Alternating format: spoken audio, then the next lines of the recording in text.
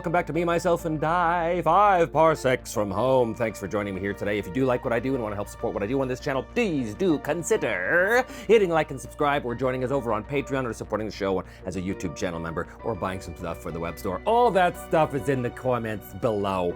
You all know the drill, those who've been watching for some time. Let us get on with things here in episode 12. The 12th session, where Rice and Gadamer are still chasing Captain Nix of the Vendetta and his crew. Lastly, boarded the decaying orbiting ship of the Franklin in order to get some more information about a quest which could lead him to Captain Nix and finally get his revenge. They won that battle, but they had to escape before the ship destroyed itself, or rather was pulled into the gravity well of the planet, so they did not hold the field. Anyway, long story short, we discovered a few things. One, the enemy is massing, which means that we have +1 to all future enemies, no matter what we do whenever we pursue this quest. So I'm gonna have to try and keep that in mind. The other thing is, we've made a lot of enemies here in the Mistole system, on this space station. We inadvertently shot up a trade show, and now we raided this other ship, and just people are after us. I think it might be time to get out of here. Now, I did determine last time that the next step of the quest was not off-world. I think maybe I'll just change that because I want to get off-world. It's gonna cost me, though. It's gonna cost me 5 credits. But before we get there, we are in episode 12,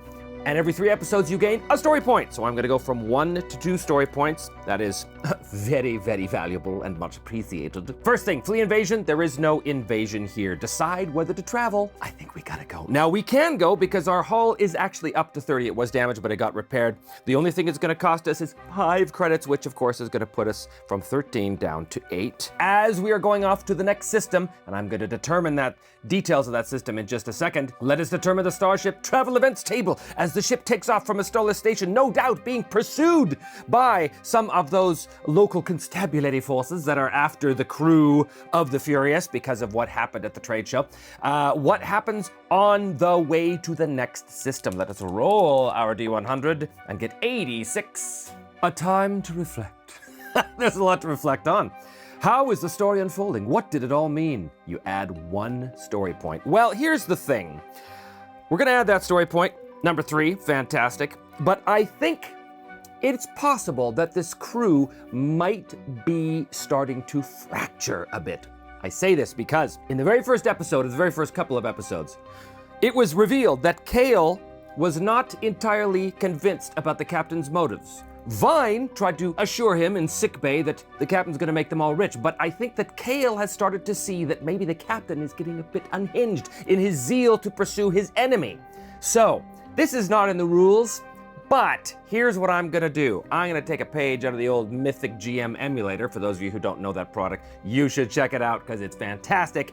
The link for that, the Drive-Thru RPG link, is in the description below. I'm gonna determine if Kale decides that he's had enough of the captain and his madness. Kale's motivation is power. I think there's still a good chance Kale's gonna stick around. I think that in the mess hall, perhaps, the captain is sitting there by himself, scouring his logs, contemplating things to come, and I think Kale comes to him and voices his concern. He is unsure about the captain's mental stability. I'm gonna say there's a 35% chance that Kale decides, as a result of this conversation, that when the ship gets to the next system, he is going to take his leave of the crew, maybe not even tell them. Does Kale Bresh, the Precursor, leave at the next port of call?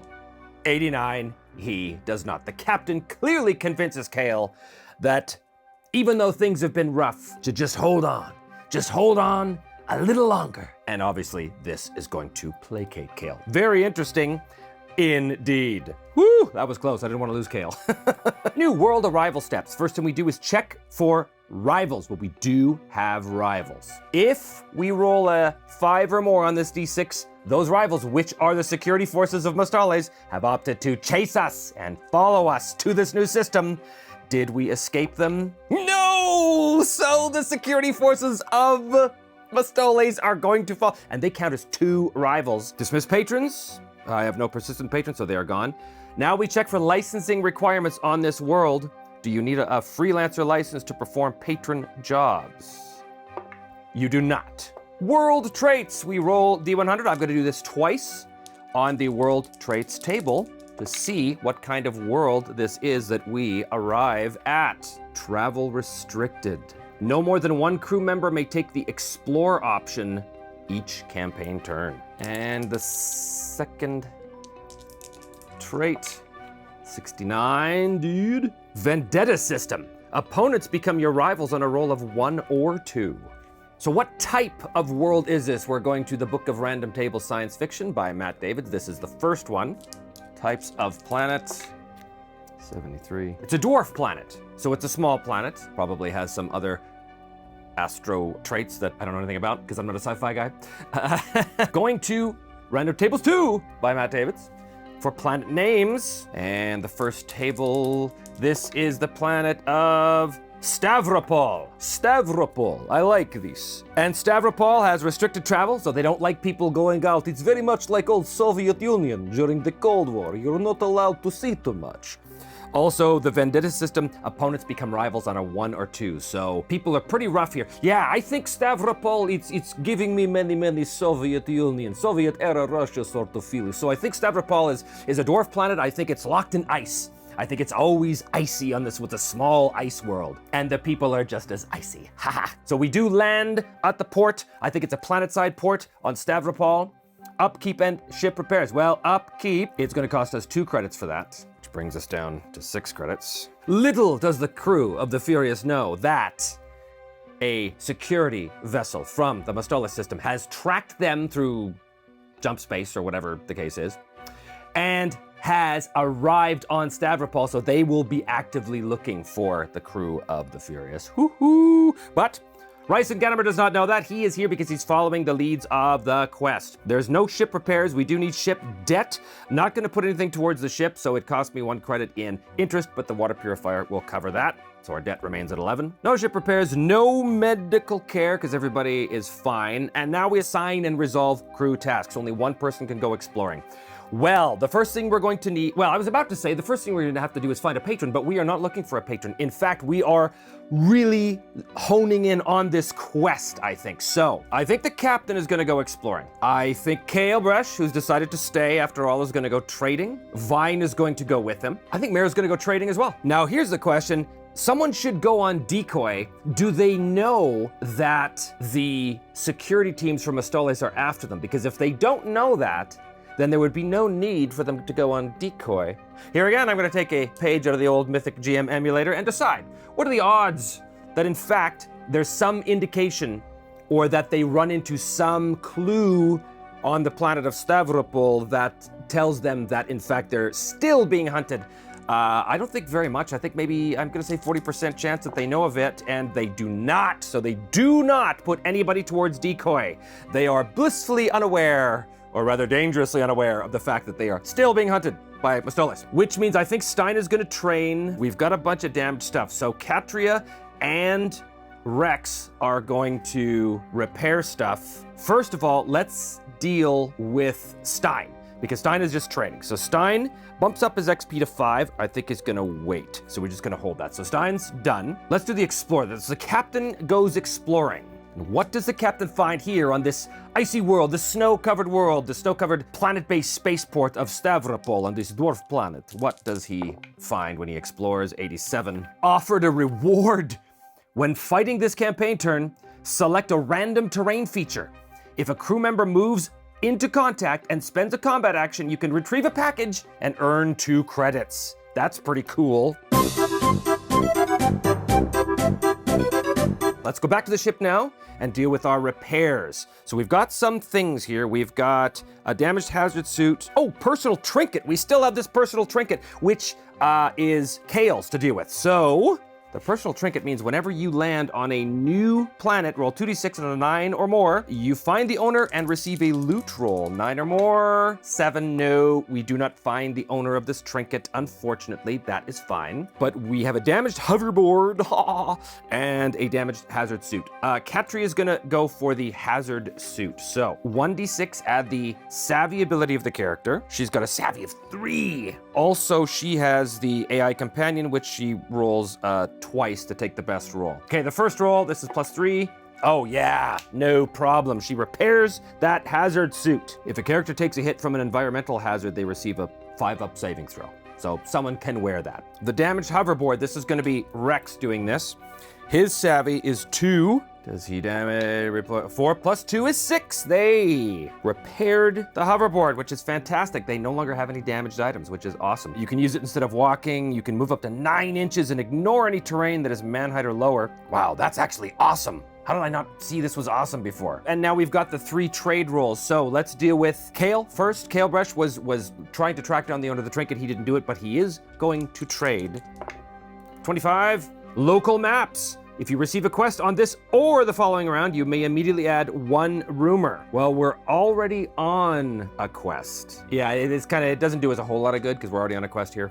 All right, so that was Kale. Van is looking for some stuff to trade for.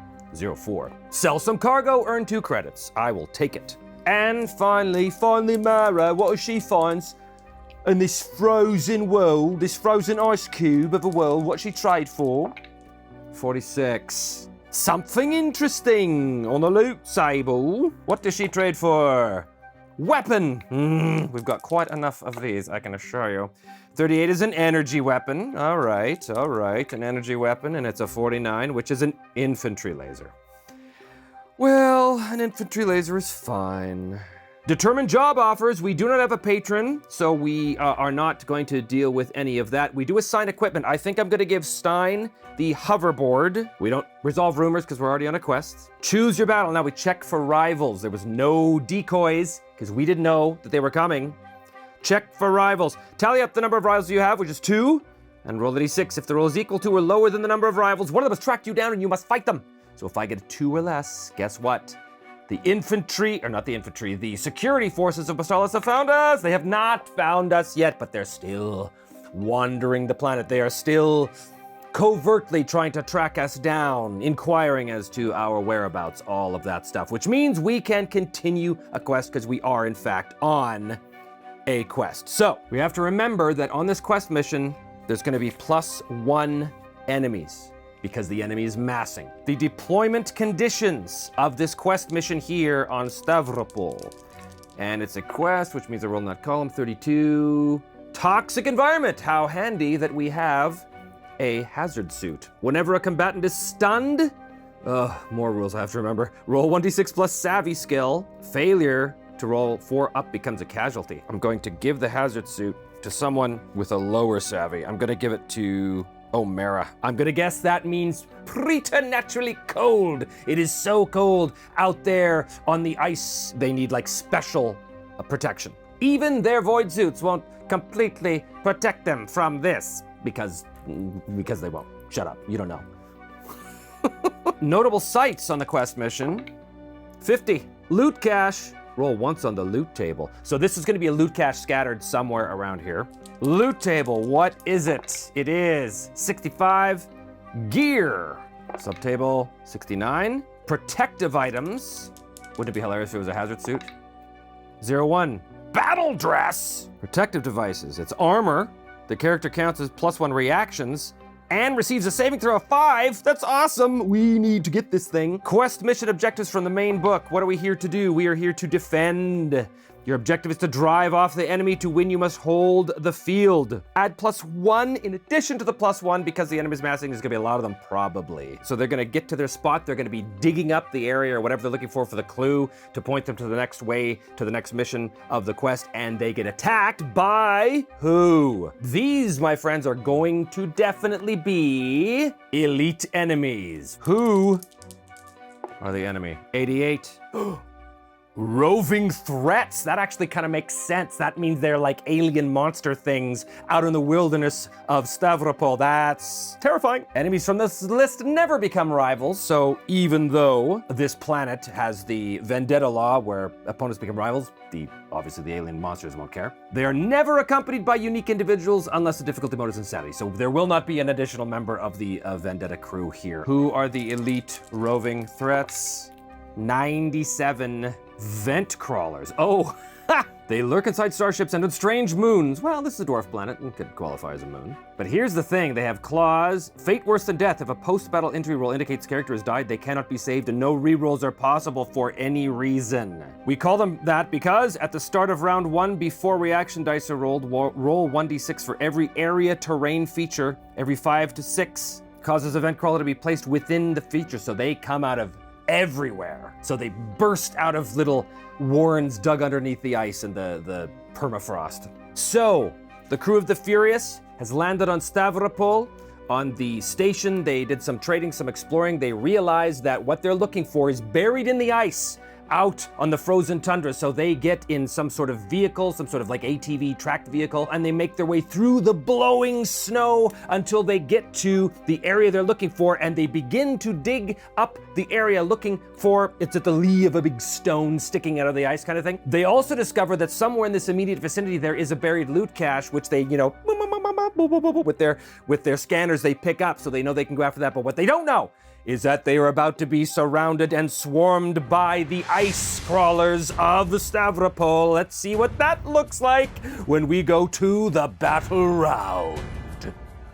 Hey guys, wanted to talk to you quickly about today's sponsor. I shaved. I know it's weird, right? Yeah, well, it'll grow back. Now, those of you who know me know that I try and play in person whenever possible, but I am, of course, no stranger to the usefulness of the virtual tabletop. And in this age of remote gaming, it really is handy to know that if you are going to use a VTT, there is a great company out there that provides some really cool maps. I'm talking about today's sponsor, Che Peku, a couple who loves sci-fi and map making. Now, they specialize in battle maps for sci-fi and cyberpunk role-playing games like Starfinder, Stars Without Number, Dark Matter, Traveler, Mothership, Coriolis, and so many more. They focus on battle maps of all shapes and sizes. Spaceships, space stations, cities, alien worlds, vehicles, mechs, you name it. For the mechs and spaceships, they make both interiors and exteriors, which I find super useful. You can have one group of PCs fighting out on top of the alien vehicle in spacesuits, while another group of PCs storms the bridge on the inside. So, what they're offering you is a new pack of sci-fi battle maps 3 to 4 times per month, and the ability to vote for the types of map you'd like them to create.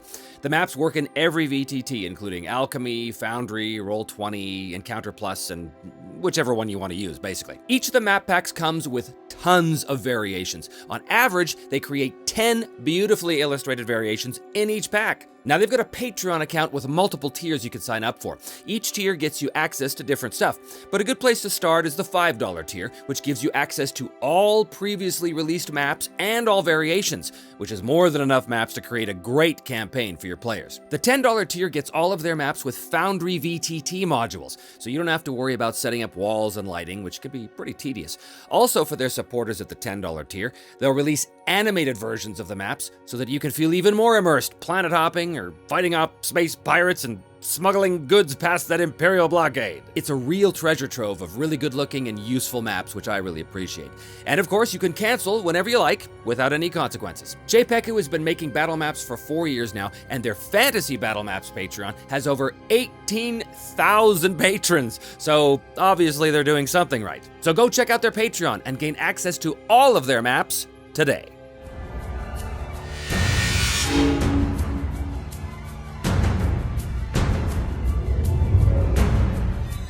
Here we are in the toxic ice world of Stavropol, where our guys have emerged onto this icy glacier, rocky kind of place, and they are looking for the next clue. They're also looking to unearth that battle suit that they know is hidden somewhere in the ice, which we're going to determine that in 1 second. Have to remember there's a toxic environment here, so everything is super, super, super cold. If anybody gets stunned, they have to roll against a savvy on a stun, or else they are taken out. First of all, let us determine where this stash is. 2d6 plus 2 in a random direction from the center of the table. All right, here is the center of the table.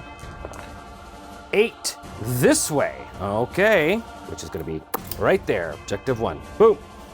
Right there. There's no time limit or anything here, but I am going to try and remember to roll for optional battle events from the main book here. That's at the end of round 2 and the end of round 4. These creatures also don't have any morale. Their panic is 0 or they are fearless, so they're not going to check morale at the end of any round. So that's one less thing I have to consider. So the enemy is going to show up on a random side. 1, 2, 3, 4. They show up. 1, 2. They show up over here. So there's the big leader. He's the big leader. And there's the lieutenant. There's the lieutenant. And these are all of the other vent crawlers that are showing up in rampage formation, which means they're all in a big cluster group within 1 inch of each other. Our guys are on the opposite end of the table over here. Oh, by the way, I had originally decided that Katria was going to sit this one out because I can only take 6 and I've got a crew of 7. But then I realized that Stein doesn't actually have a melee weapon. He has his Klingfire pistol, which is built into his cyber hand. But the Klingfire pistol, while still actually being a pistol, does not have the pistol trait, which means he does not have any way to fight him against anything in melee. So that would be a very bad thing for him to be caught in melee by these really fast, deadly creatures. And it sucks because I already assigned the hoverboard to him, which would give him free movement of like 9 inches everywhere. But that's what you're gonna get. So Stein is sitting this one out. Everybody else is showing up over here. Okay. We do have a special trait with these aliens. At the start of round 1, before reaction dice are rolled, roll 1d6 for every area terrain feature. Every 5 or 6 causes event crawler to be placed within the feature. So my question is, that is before reaction dice are rolled, but not before we get a chance to seize the initiative. So we could seize the initiative, but then they might like vanish and show up elsewhere. So we still might get our free round. Let's see if we can make that happen. Seizing the initiative is pretty good for us. We get a +1 from the scanner bot that Rex has. We also get a +1 from the security training that the captain has. We are outnumbered, so we add +1, so that's +3. And we're looking for a 10 or more on 2d6. And we add the savvy as well, the highest savvy of any crew member, which is gonna be Katria, pretty sure, 3. So we're rolling at +6 to this roll. 2d6 +6 to see if we seize the initiative. 5 and 6 is 11, which is over 10, so we do seize the initiative. Which means we can either shoot for free, or we can take a move. Well, since I started my guys right here, sort of unthinkingly, if they shoot, they only hit on 6s, but they only hit at 6s anyway because I'm using the dramatic combat rules.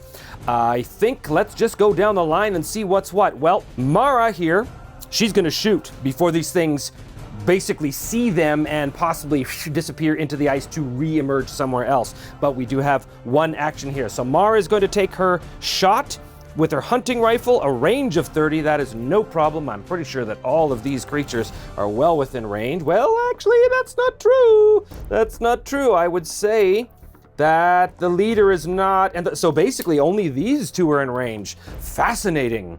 Ooh, fascinating. Obviously, we've got a nice clean line of sight. So any shots taken only hit on a natural 6 on season initiative. So she fires and misses. That was her. Katria's weapon. She's using an auto rifle, range 24. That's not going to hit anybody, so she's going to move. So here's the thing. These guys are going to spread out. These guys, our crew needs to hold the field and kill them all, as well as get this thing. These things could show up anywhere, but they don't know that yet. So Katria's going to move. She's going to seize the initiative movement. Speed of 5. I think I'm going to get her up here. So she's going to go 3 and spend 2 inches to get basically up. Oh, I don't think she can get there from there, actually. Nope, she's just gonna go this way. She's gonna go 5. No one else basically has a shot. Kale's gonna move his speed of 5, and he's gonna get over here. Puts him there. The captain is gonna move up behind Katria. He's now got a speed of 5 as well, which puts him right behind her. Rex moves at a speed of 5 as well. He's gonna go over here, which puts him right there. And finally, Vine. Vine has this beautiful rattle gun with 3 shots at a range of 26. He's gonna try and get closer. His speed is only 4. He's gonna move. There's not much point taking cover because these things have no ranged weapons at all. So he's gonna move. No, he's not gonna move there because that'll put him right in the line of fire. He's gonna kind of go. It's stupid. Yeah, he'll actually go there. All right, so he'll go up right behind Katria. That is it. Now, before we roll initiative dice, or reaction dice, I should say, the special effect of the vent crawlers comes into play. To start of round 1, before reaction dice are rolled, roll 1d6 for every area terrain feature. There's quite a few. Roll 1d6 for every area terrain feature, which are these. On a 5 to 6, a vent crawler can be placed within the feature. Okay, let's start over here. Nope. Let's start over here. Nope. Start over here. Yes. I think Big Daddy's gonna show up there. Ho-ho! Over here. Yes. Normal vent crawler is gonna show up right there on the top. So that means we now go to reaction dice. There's 6 of them, but I roll 7 dice because I do have the communicator, so I discard one of my liking. People have really got their reaction scores up now, so this could be a little better. Let's get rid of the 6. Well, the 6 and the 5 are gonna suck for sure. Reactions, the captain has a 3, so he can use that one. Stein is not with us. Mara has 2. Mara's gonna be on the slow, I'm afraid. Mara's gonna be on the slow. Vine is reaction 2. He's also gonna be on the slow. Kale, reaction 1. He's also gonna be on the slow. I thought the reactions were good. 1 and 2, everyone's on the slow except for the captain. Well, that sucked. Really sucked. Okay, well, in the quick phase, we've got the captain who is right here. I think the captain sees this vent crawler, burst out of the icy rock right up there. I think he is going to move and draw his glare sword and take this guy out because his move is 5, which means he can climb. He's right at the edge there. He can, oh yeah, no problem. He leaps up, climbing up to get right next to this thing, and he's entering into a brawl, which means that both of them roll here on the very beginning of round 1. The captain is rolling on combat of 2, and his melee weapon also is +2. He's rolling at +4, but it's elegant and it's piercing, so it cuts through any armor. This thing does not have any armor, but he's rolling twice and taking the best, okay? So the white is gonna be him, the black is gonna be the creature. The creature, the vent crawler, also is rolling on +2 and +2 for their melee claws. So they're both rolling on 4s, but the captain gets to re-roll. Here we go. Captain does not need to re-roll as he slices into this thing and does his damage. Damage of 1 against toughness 4. And he does a 7. He slices this thing and takes it out. Captain gets the first blood. Amazing. I don't think that's ever happened before. Captain always nails it, but Captain got it this time. Huzzah. It is the creature's turn. He's closest. So the creature, they do move 6. Jumping down more than 1 inch ends the character's round. I don't think that's more than 1 inch. I think that's a 1 inch drop.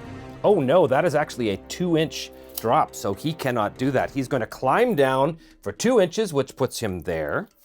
And then he's going to move directly towards the closest enemy, which is going to put him right there. Still kind of hugging cover behind that thing. Oh, you know what else he can do? He can do, well, rampaging enemies are going to move directly towards an enemy. He's going to dash. He's going to dash because he's a rampaging enemy. Boom, right there. All right, over here. Everyone is moving towards the nearest target. 6 and 8, which is going to put this guy squarely right there. It's going to put this guy right behind him. They all move. Same thing. 6 and 8. I think the lieutenant might be the tiniest bit smarter. He's going to move behind cover here, but still rampaging and dashing. These things are going to move around. I think these things are going to leap up the rock just because it's cool.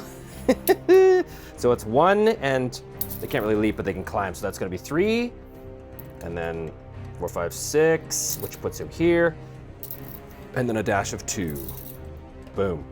And they're going to wind up basically right behind them. Like that. That was the enemy. Now we go to the slow phase. Well, Kale and Rex have a bit of a problem here. This gargantuan beast is bearing down on them immediately. I think Kale's going to fire. He's got his military rifle with a combat of 1. He's rolling +1. The creature is right in front of him in the open. According to dramatic combat, that is a 5 up to hit. But we have the lunge attack rule in place. If he misses, this could be bad. Kale opens up with his military rifle. Pow, pow, pow, pow, pow, pow, pow. He's rolling a +1. 2 + 1 is 3. He misses. Okay, awesome. Well, I mean, not awesome. Not awesome for him. He misses, which means the enemy, oh yes, he's definitely going to lunge, is immediately moved a full move towards the shooter, attempting to enter brawling combat. Kale gets his gun up and fires. The thing lunges at him and they immediately enter into a brawl, which happens right now. Okay, well, this is looking bad for Kale because this is the captain is the leader, the pack leader, basically rolling at, oh boy, at +5 versus Kale is able to get his blade out in time, which gives him a +2, and he's got a Kamado 1 +3. Oh my god. So the black is the alien. Okay, well that's really bad. That's 11 versus 8. That means Kale is going to be hit with these huge claws. Piercing, not that it matters. Damage 1 against Kale's toughness of 4. 4 + 1 is 5. Kale is taken out. Oh no, that's really bad because if these things take you out, you might be dead.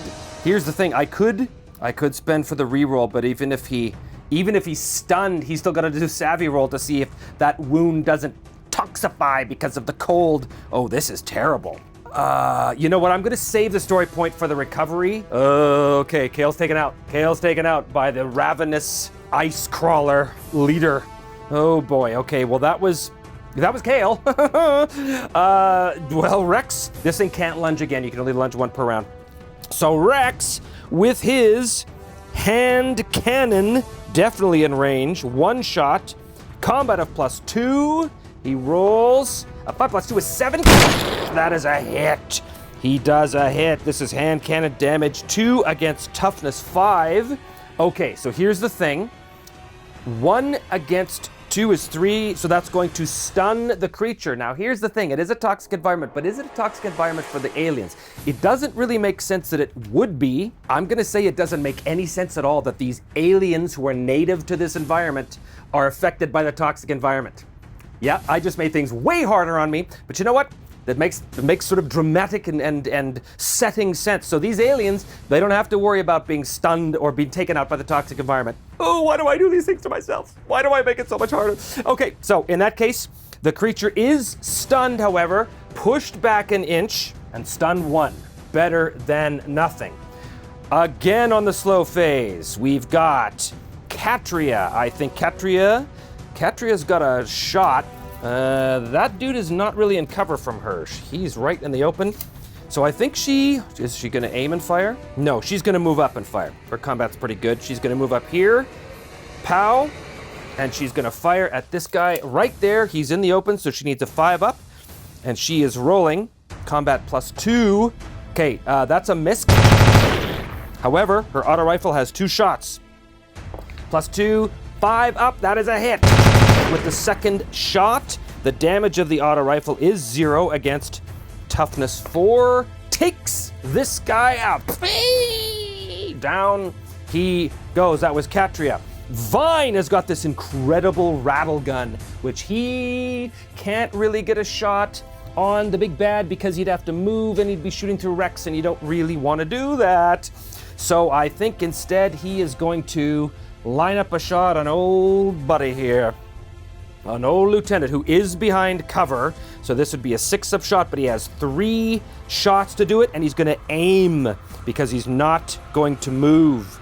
Oh, and you know what? His rattle gun has a quality sight, so he re-rolls 1s anyway. I don't think it's in his advantage to move right now because these things move so fast. So Vine is just gonna fire. Yeah, is that right? It is within range. It's gonna be 5 up, but he rolls 3 times. And he's rolling at +1, looking for 5 ups, all at +1. Look at that, 2 hits with that rattle gun. 2 hits on the lieutenant. The first one, this is damage 0 against toughness 5. Okay, it'll stun it, which means it knocks it back 1. The second one, damage 0 against 5. Okay, so that will take it out, except it has an armor save of 5 up. Ooh, so it's knocked back and only stunned instead. So this thing is now stunned for 2 because that barrage of minigun fire basically. Okay, that was Vine. So now we have Amara is the last one. She does not really have a shot. Well, she kind of has a shot on the big guy. It is through cover. She's gonna have to take it. She's gonna aim and fire. So she rerolls 1s. She's rolling at a combat +1, so it's gonna be, she needs 6 up. Oh, look at that. She hits him. And the damage of this thing is 1. Against toughness 5, that's gonna stun him. Again, they do not suffer the toxic environment, which means he gets knocked back another inch and is stunned for 2. Well, that's not nothing. That's not nothing. Boom. Okay, scary stuff. That brings us to the end of round 1. There's no morale because these things have a panic range of 0 or are fearless, which means we go back to round 2 now, and we do our handy dandy rolls, and oh boy, and Kale's taken out. So now we're rolling 6 dice, discarding 1, discarding the 6. This is terrible because their reactions all suck. So the captain can go on 3. Oh boy, the captain could go on 3. Anyone else have reactions of 4 or more? Not likely. So they're all going on the slow phase. Oh boy, terrible roll. Terrible roll. Which means that the captain's the only one who can go. Well, he does have a shot on the enemy leader. I think he needs to take it as he whips out his military rifle with a range of 24, no problem. 1 shot. He's rolling combat bonus of +2. This thing, where he is, this thing is in the open. Boom, +2 is 6, that is a hit. He does his damage of 0 against toughness 5. That'll stun him. Oh, but he's already got 2 stuns, so that'll take him out. The thing has a 5-up save, and it saves, which means it's already stunned. It would have been taken out. This is a good thing. I know the armor rules changed with the Freelancer's Handbook a little bit, but I don't want to look it up right now. You know what? This is the 3rd stun marker. This is the 3rd marker, so the captain takes out the pack leader. It had 2, he hit it, he only stunned it, but it didn't, it made it save, which means it only stunned, but that's a 3rd stun, so it is taken out. That was the captain, and now the enemies go, well, they're gonna go forward as fast as they can. Let's start over here. That's 2, 6, and dash up here behind this rock. And this thing is stunned, so we can only move. It's going to go, it's not gonna run into cover, or it's not gonna run out into the open, I don't think. It's gonna go here. Yeah. And now it's only stunned 1. Over here, these things are going to go, they're full. I think they're gonna leap this gap, no problem, which is gonna make 6, and 2 more inches over here is this. And these guys are going to basically follow suit right behind here. And that is the enemy phase, because the big baddie is gone. That brings us to the slow phase. Well, they do need to kill all these things in order to hold the field. So let's do that, shall we? Katria does have a shot at the lieutenant, but he's behind cover. She's going to fire 2 shots. She's going to stay where she is. She's going to aim and fire. First shot, this is a +2. She needs 6s. 4 + 2 is 6. That is a hit. First shot hits. Her damage on this is 0 against 5. Oh my God, she'll take him out unless he makes a save. He does not make a save, he is taken out.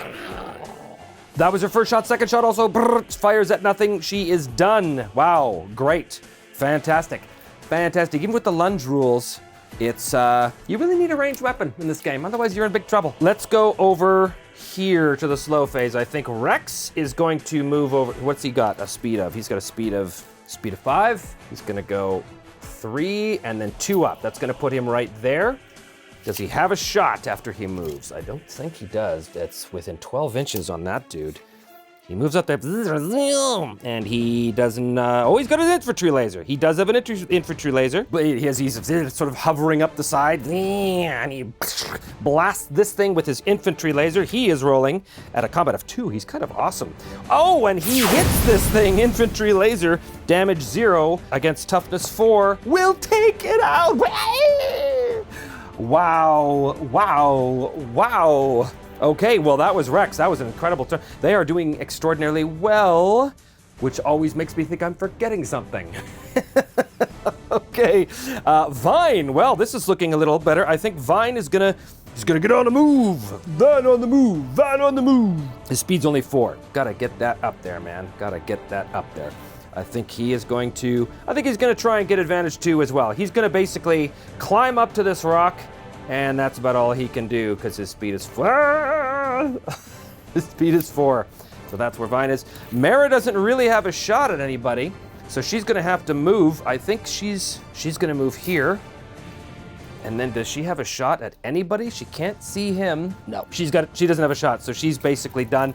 And that brings us to the end of the round. Oh, now it's the end of round 2. Again, there's no morale. So let us see what the random event is at the end of the battle round 2. What is the random event?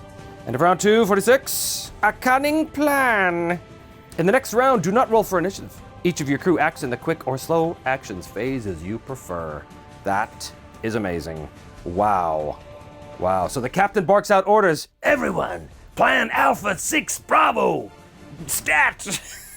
Barks out some military command and they all go, yes, of course, we're gonna jump to that. So they can, each of the crew acts in the next round of the quick or slow actions as you prefer. Well, interesting. We go down to round 3 and they enact that cunning plan. I think they're all gonna go in the quick phase. Or are they? Or are they? You know what? I lie. Here's what's gonna happen. Katri's gonna go in the quick. The captain has a shot on this guy. He's gonna go in the quick.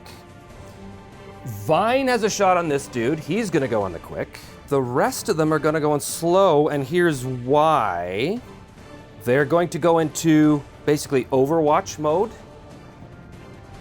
Snapfire mode, Overwatch mode. They're eligible to act in the quick, so they are technically going in the quick, but they're opting not to do so.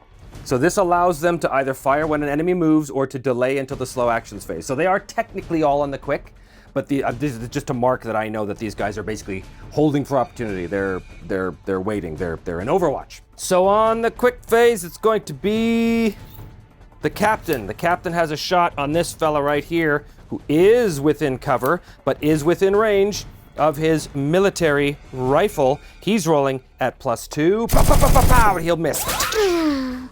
And that is it for the captain. Katri is going to move up the slope and appear there, and she is going to fire down. This guy is still very much in cover, and she is rolling at +2, but she is rolling twice. First shot. That is a hit. Unbelievable roll, Capture. Damage of 0 against toughness 5. Takes him out. This one has no save. Boom! Again, she blasts that alien into smithereens, and that is the end of her turn. Vine over here does have a shot on this guy. There is intervening cover between. So Vine's gonna roll 3 times. He's rolling at +1. And here's the first one. Oh, that is a hit! Damage 0 against toughness 5. Takes it out. Unbelievable! Unbelievable. They are totally mopping up this area. Ooh, wow, it's super cold. It's a toxic environment. It's all bad, but they are just like, they are Mulinexing the place, which is fantastic. There is only one enemy left. This is unbelievable. That was Vine. That enemy is going to go now. I can't believe this. This is so incredible. Well, this enemy, if he had a brain, he'd escape. But remember, they have panic 0. So boom. 6 and 2, boom. That is where this creature comes bursting up or forward towards them at the beginning or at the in the middle of round 3. Now, as this guy moves, this is where Mara still does not really have a shot, but Rex does. He is in Overwatch. He's got his infantry laser, so as this thing is moving, he is going to blast it. It is in the open to him. He needs 5s. He rolls with a +2. 2 + 2 is 4, so he will actually miss with the Overwatch shot. Boom. It's about time one of my guys missed. Oh my goodness. Okay, that was him. So he's essentially done. Mara's on the slow. She is also gonna move up here. She's gonna climb up, and that's all she can do. Well, actually, no, she can fire. She climb up. That's a 3-inch, 4. Yeah, she can fire, but she moved. She's got a heavy weapon, so she'd be rolling at -1, but she's got a combat of +1. So she's rolling straight up against 6s. Yeah, why not? Climbs up with the hunting rifle. Oh my God, I can't believe the luck. Unbelievable, she hits him. And look at this. She does 5 damage against the toughness of 4. She takes him out. Unbelievable. They've killed all of the enemies. Kale is down. That's a problem. But basically, we go into the beginning of round 4 now, but there's no enemies, so everybody goes on the quick. Here's the downside to this victory. According to the letter of the law, the battle ends when all enemy figures have been slain, we've held the field and we win the mission. However, we have not got a chance to grab this loot cache because we didn't do it while there were still enemies. As soon as the enemies are all killed, we win the objective and hold the field.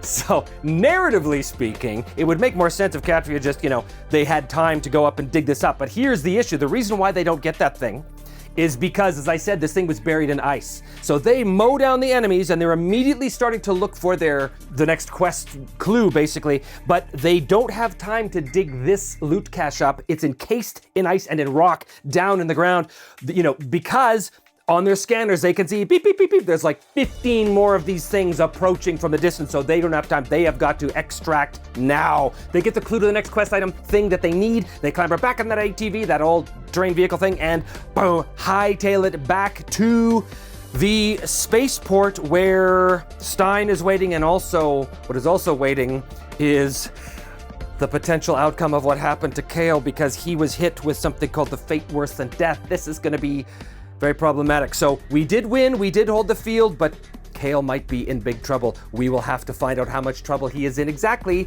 when we go into the post-battle phase.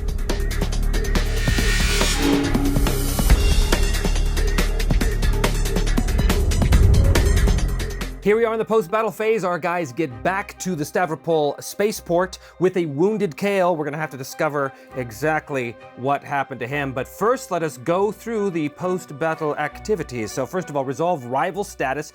We don't have to worry about this because they were beasts, so beasts do not become rivals.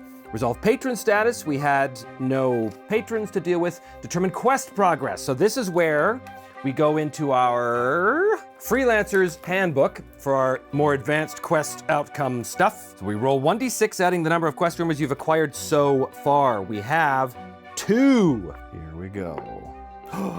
5 plus 2 is 7, which means you've reached the quest conclusion. Whatever they found in the icy vastness of the glaciers on Stavropol, it's going to lead them directly to Captain Nick's, his location. Ooh, hey, finally. Okay, this battle is going to be... So next time we have the option of doing this. We found Nyx! Finally the captain gets his revenge, possibly. This final battle is always a straight up fight with no special conditions. You add +1 to the number of enemies, plus an additional 1 because the enemies are massing. The enemy is always accompanied by a unique individual. We know who that is. They don't test morale, they're fearless. Oh my God, it's unbelievable. So that's gonna be next time. We found him. The captain is overjoyed. We found Nyx. We're gonna track him down to wherever that's going to be. Probably somewhere here in Stavropol, but we shall see. In the meantime, we get paid. Earn 1d6 credits. We won the mission, so 1s and 2s are treated as 3s. Okay, so 4. We get 4 credits, which is up to 12. Battlefield finds. We did, in fact, hold the field. 1d100 and see what we found. We did not, in fact, get that loot stash, as I explained at the end of the battle round, because they had to get out before they were swarmed by the enemies. 0-2. A weapon. I wonder if it's an infantry laser. They're just littered around here, apparently. Wow. Randomly select a slain but not bailed enemy from the table. You may keep any weapons they were carrying. These things don't have any weapons. They had claws. Oh, you know what? Oh well, sucks to be them. Check for invasion. So luckily, these vent crawlers, or ice vent crawlers, I suppose, are not invasion threats. So we don't have to worry about that. But now we gather the loot and we get to roll twice because they were elite level threats. First one, 26. Damaged. Damaged weapons. Fantastic. Roll twice on the weapons category. Both require repair. The first one, a slug weapon, a scrap pistol. Wow, a damaged scrap pistol. Junk. We'll be selling that real quick. And the second damaged weapon they find, 14. You know, this whole planet, it's just littered with damaged weapons and slack. It's very post-apocalyptic. It's almost like, you know, sort of like a Warhammer 40K world where everything's like broken down and awful. 14, slug weapon, a damaged machine pistol. Well, these will both be sold. Okay, so that was the first roll, but because they're elite level enemies, they get to roll again. 94. Oh, rewards. Okay, this is a little better. Rewards of 96. This is good. Personal item, 3 story points. I will take that and bump us up to 6. 6 story points. We may need those because Nyx is gonna be tough. I'm gonna stack everything in his favor because it's the final mission of the game. If they choose to go after him, which I kind of think they will. Now we determine injuries and recovery. Vent crawlers, a fate worse than death. If a post-battle injury roll indicates the character has died, they cannot be saved and no re-rolls are possible for any reason. Which means I need to spend a story point now to roll twice on this injury table and take the better one. I have to do it, but that's okay, because I just got 6, so I'm down to 5. This is for Kalebresh. Okay, here we go. Here's the first one. We want high. The first one is 71. Minor injuries, so he'd be 1 turn in sickbay, but otherwise no long-term effect. If I rolled anything that's death, he would just be dead. There'd be no way to deal with that. Okay, let's see what the second one is. 90. Knocked out. No long-term effect. I think I'll take that one.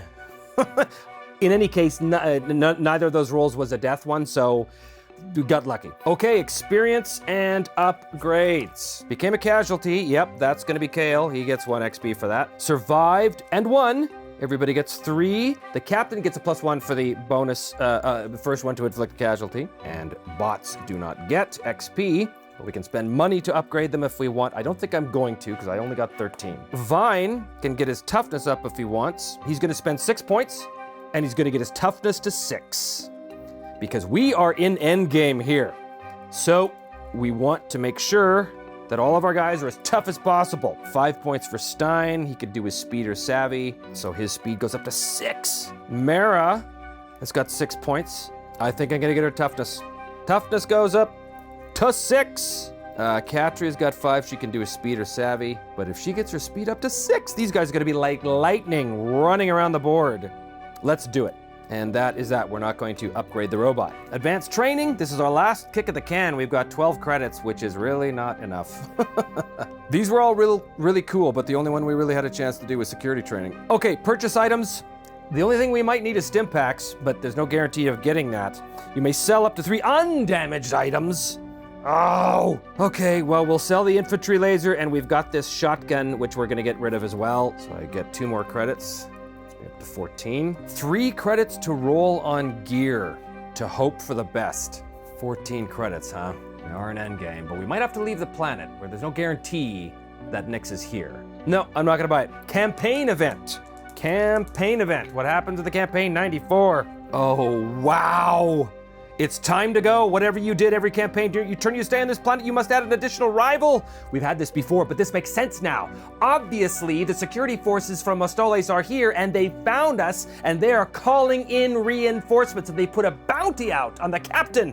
Ooh, bad news. Oh boy. Okay, well, that's terrible, but it makes sense. Character event happens to Katria. Katria, what is the deal with Katria? 58. You've had time to reflect on your adventures, earn 1d3 XP. She's doing a lot of reflection going on here. A lot of reflection as she takes 2 more XP, which puts her up to 2. That is not going to help her at all. There is no galactic war progress. So, my friends, we have come at last to the end on the very auspicious episode 13, which is going to be the next one. The captain has finally tracked down Captain Nyx of the Vendetta. Who knows where exactly the captain is? Who knows where Nyx is? Who knows who he's accompanied by? And who knows under what circumstances the captain is going to encounter his old foe and finally gain revenge on him. You'll have to join me next time to see the details of how all of this works out, though. Ooh, very exciting. Thank you so much for joining me. And if you do want to help support the channel, please do hit like and subscribe.